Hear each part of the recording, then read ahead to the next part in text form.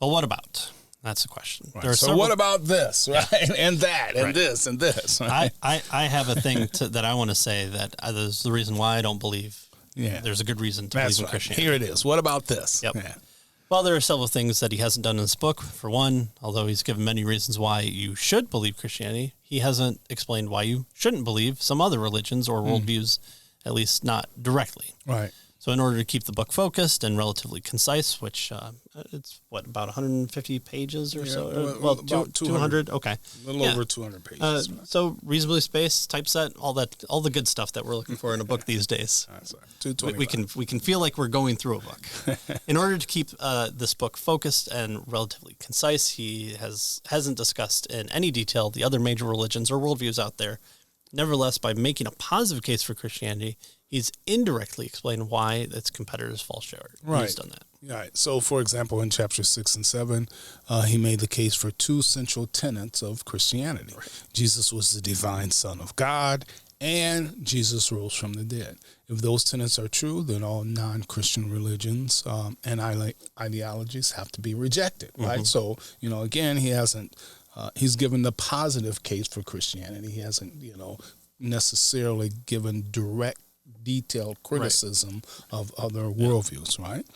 Also, he hasn't explicitly discussed all the alternatives to Christianities, right? There are at least, but he wants us to know that there really are addressed indirectly, right? Yeah. When he's making his case for Christianity, right? Another thing he hasn't done is to respond to common objections and arguments against Christianity, such as, what about all the evil and suffering in the world? What about the Big Bang and Darwin's theory of evolution? Aren't there errors and contradictions in the Bible? It's almost like you could put on another one of our shows for that. How could an all-loving God send anyone to hell? If Christianity is so great, why do some Christians behave so poorly? And so he talks about why he hasn't covered those. Yeah. And as he mentions, his aim has been to keep the book a respectable length and to focus specifically on the positive reasons for believing Christianity. Each of the objections, right, above deserves to be addressed in more detail. In fact, each one deserves an entire book, he says, devoted to it, right? Which is precisely why this book is part of a larger series, right? So notice it's called The Big 10 Critical Questions Answered, right? And so other titles, he says, in the series will deal with some of the, the common objections to Christianity, right? Does Christianity really work? And then his one, why is there evil in the world? Hasn't science shown that we don't need God? Is there really only one way to God? Why do I personally experience evil and suffering? Why does the God of the Old Testament seem so violent and hateful? And why should I trust the Bible? How could a loving God send anyone to hell? If Christianity is so good, why are Christians so bad? So those are the 10. I believe they have written 4 of them, but that's the plan going forward. They do have the authors, recognized here and listed. So, yeah. He's gotten a lot of his good friends to write for him. So that's what you do. You make good friends, you make them write other parts of your series.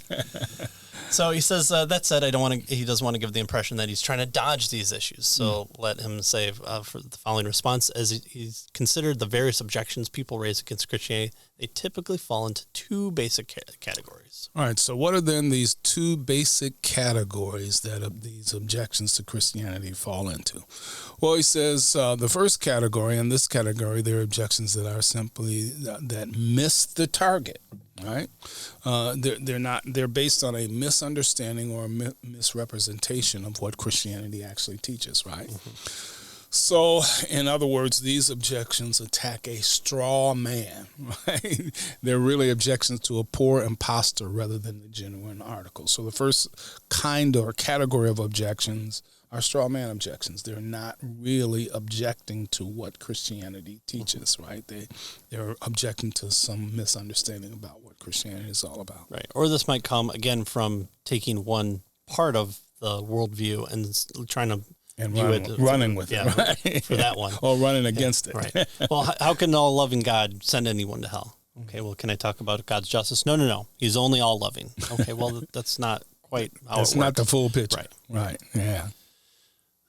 So the second category then are the criticism which are directed at Christianity, but tactically they take for granted some other worldview than the Christian one. All right, so these indeed go after Christianity, and they look at the real deal with regard to what Christianity is teaching, but they don't consider all of Christianity. Right. They want to apply their worldview on top of it. So, you say supernatural things happen. We know that supernatural things don't happen. Right. Okay, but I mean, you're coming at it with your worldview. We're talking about a clash of worldview here. So step into mine, take it on to it like you would believe it, and then attack it internally. Right. That's what you're going to have to do. So they hold fundamentally different assumptions about God and his purposes than those Christians hold. But in that case, their objections simply presuppose that Christianity is wrong. It's hardly a compelling objection to say you reject Christianity because it's not something other than Christianity. and I've had these discussions on our YouTube page with Muslims. They want to say, we know that the Bible's been changed a million different ways, but I want you to point to me one spot where Jesus says, "I am God, worship me." I say, well, whatever I give you, you're going to go back to, we know the Bible's been changed a million different ways. So let me take your idea and say, all right, we have the Injil, I'm a person of the book. I tell you that Jesus says that he's the way, the truth, and the life. No man can come to the Father except through me. So believe me, because I've got the gospel that was given to the early church has continued throughout that message. That message hasn't changed. So believe your scripture that says, believe my scripture. And my scripture says, don't believe your scripture. So there's the internal critique done for Muslims. And so, no, why are you dodging the question? Well, even if I gave you an explicit one, you wouldn't say, okay, well, I guess it was convinced me now. Yeah. There's always something to fall back on. I'm going based on your presumptions of what you allowed for your worldview. And so I'm taking internal critique of that. So there's a lot more that you can do with the Muslim stuff there, obviously, but that's what we've done there. A further irony is that many of the common objections to Christianity also unwittingly depend on the Christian worldview. Right. For example, moral objections and scientific objections hold water only if objective moral values are real and scientific knowledge is possible.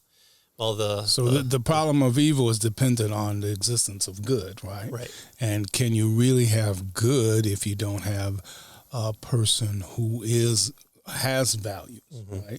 And if you have ultimate values, then you have to have kind of an ultimate kind of person, and that's God, right? Reason only exists in a being's mind. Once there were no humans, where was reason? Yeah. I'll agree. It has to have a mind. Yeah. It was in someone's mind. So he's argued both morality and science depend on the existence of God, and the Christian worldview is the only defensible God-centered worldview. Right. Yeah. And so while, he hasn't directly addressed the various common objections to Christianity, he has argued in this book, the arguments that he's given for Christianity have gone some way towards indicating where many of these objections have gone wrong. Right. Right. So what's the alternative? Well, if Christianity isn't true, then what is true?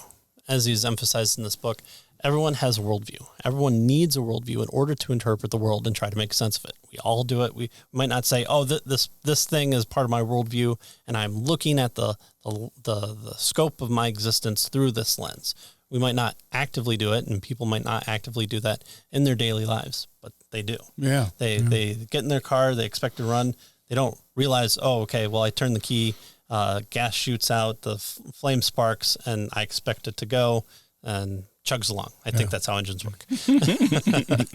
Cars go vroom for me, and if it doesn't go vroom, I take it to someone who makes it go vroom. That's right. So there's an expectation that science will continue on, that the car that you left in the garage is the same car that you or it'll even from. Be there right. when you go look again, right? Or that you shouldn't run over people as you're driving, even though you might really want to. So there people come to clash with certain ideas within their worldview that they don't even realize as well. Okay, well I'm a believer that there's no such thing as good or evil. But I shouldn't run that person over. I wouldn't like that if that were happen. Well, Hold on, red flag. Yeah.